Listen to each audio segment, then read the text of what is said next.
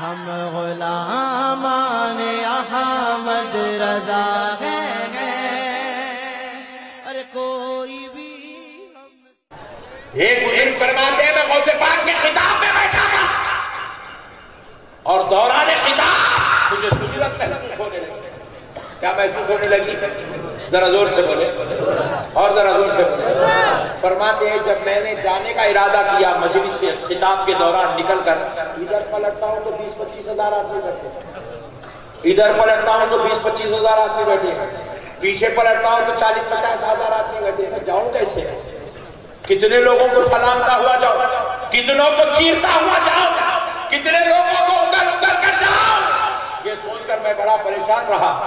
پھر اس کے بعد میں نے اپنے آپ کو کنٹرول کیا، مگر پھر بھی میری ضرورت قابو میں نہ رہی. جب مجھے ضرورت انتہائی اور شدت کے ساتھ آنے لگی تو میں بڑا بے چین و بے قرار ہوگا.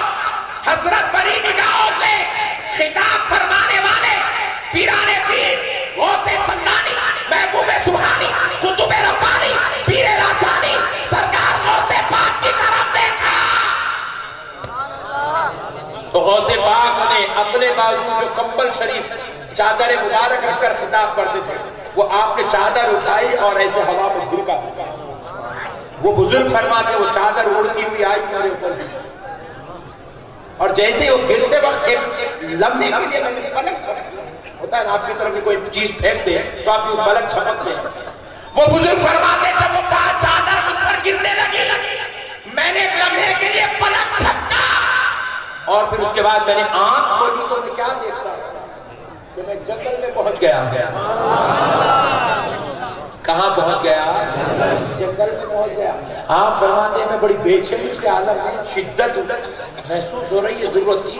اس کے میں ادھر ادھر دیکھتا ہوں تو کوئی آدمی نظر ہی نہیں آتا ہے. ایک سہارا میں نے ڈھونڈا پتھر کا اور اس کے کونے بیٹھ کر میں نے اجابت کی ضرورت سے فارغ ہوا. پھر اس کے بعد میں نے پانی ڈھونڈا، پانی سے وضو کیا، وضو کر کے میں نے چاہا کہ اب میں غوث پاک کی مجلس میں جا سکتا ہوں. جیسے ہی میں نے ارادہ کیا پھر میں نے اپنے چہرے سے چادر ہٹائی. میں جہاں بیٹھا تھا وہاں بیٹھا نعرہ تکبیر، نعرہ رسالت، نعرہ غوث، غوث کا دامن، غوث کا دامن، خواجہ کا ہندوستان، خواجہ کا ہندوستان، نعرہ رسالت، نعرہ غوث. پیارے دوستو یہ ہے غوث پاک. غوث پاک کوئی معمولی رات کا نام نہیں. غوث پاک سارے انسانوں کے مددگار کا نام ہے. سرکار غوث پاک رضی اللہ عنہ سناؤ موڈ میں تو ہے نا؟ کون کون موڈ میں نہیں یاد ہوگا؟ سناؤ پوچھ رہا ہوں.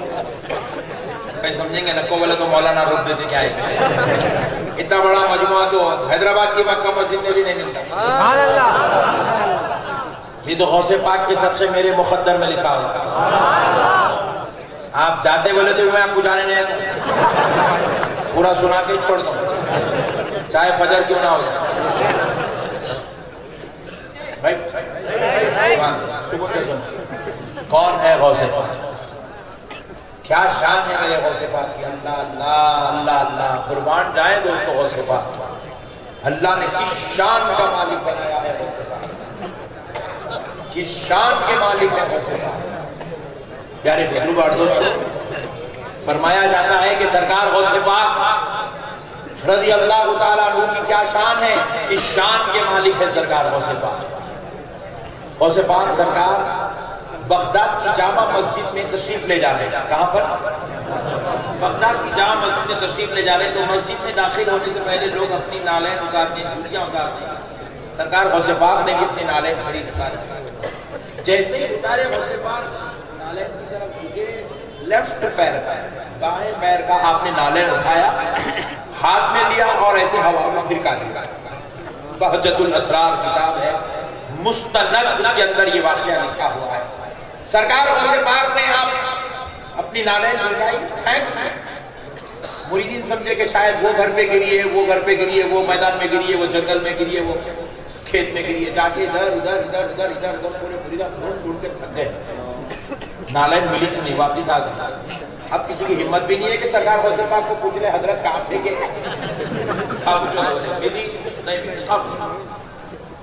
سب آپس میں پوچھ لیے، دوسرے کو خاموش ہو۔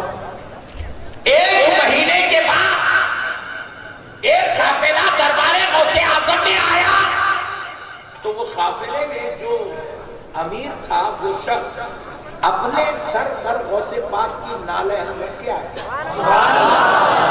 جیسے وہ کھڑانا لکڑی کا نکالا اور غوث پاک کی خدمت میں پیش کیا، سرکار یہ آپ کی نالین، غوث پاک مسکرائے بولے رکھ دے۔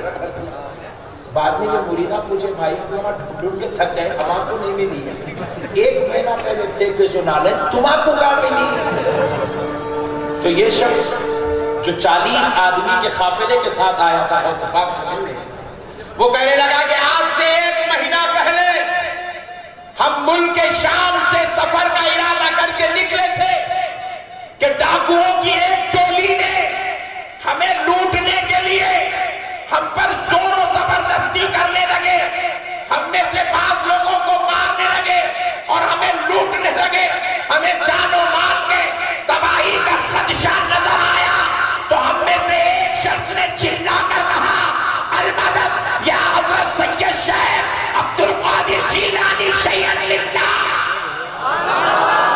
جیسے ہی غوث پاک کو مدد کے لیے پکارا، ابھی اس کی آواز ختم نہیں ہوتی ہے، یہ کھڑاوا ہواؤں میں اڑتا ہوا، یہ نالین ہواؤں میں اڑتی ہوئی آئی اور ڈاکوؤں کے سروں پر مارنے لگی۔